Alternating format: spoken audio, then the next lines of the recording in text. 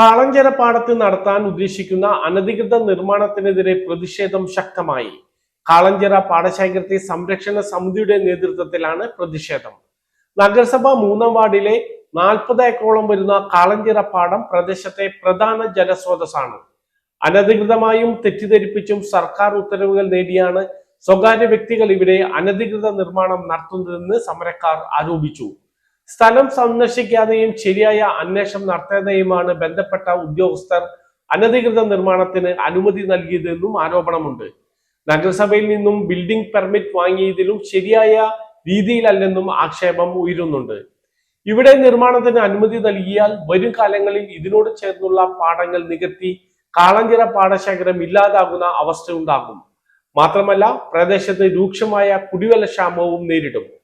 കെട്ടിട നിർമ്മാണത്തിനായി നഗരസഭ നൽകിയിട്ടുള്ള ഉത്തരവ് പിൻവലിക്കണമെന്നാണ് നാട്ടുകാരുടെ ആവശ്യം. കാളഞ്ചിറ പാടശേഖര സംരക്ഷണ സമിതി convener MN Sasidharan, chairman Beena Davis, N Kunjumon, PN Rajan, KV Shibu, Leneesh Narayanan, KB Shabeer, Rani Pailin എന്നിവരുടെ നേതൃത്വത്തിലായിരുന്നു പ്രതിഷേധം.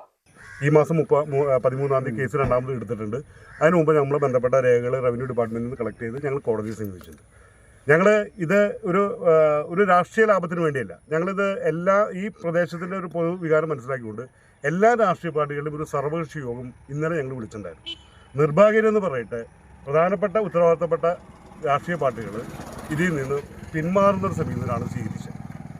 അവർ പറയുന്നത് അദ്ദേഹം ഈ വാടകയ്ക്ക് താമസിക്കുന്ന ആളുകൾ നമ്മൾ മനസ്സിലാക്കേണ്ട ഒരു കാര്യം, 6 ലക്ഷം രൂപയാണ് അയാൾ റവന്യൂ ഡിപ്പാർട്ട്മെൻറ്റിലേക്ക് ഇത് സ്ഥലമാറ്റത്തിന് മാറ്റിക്കുന്നത്. 2000 ചില്ലാൻ സ്ക്വയർ ഫീറ്റ് സ്ഥലമാണ് അദ്ദേഹം ഇവിടെ പണിയാൻ പോണത്. ഈ വ്യക്തിയെ സംബന്ധിച്ചിടത്തോളം കോട്ടയിൽ പല സ്ഥലങ്ങളിൽ അയാൾക്ക് സ്ഥലം ഉണ്ടായിരുന്നു മുമ്പ്.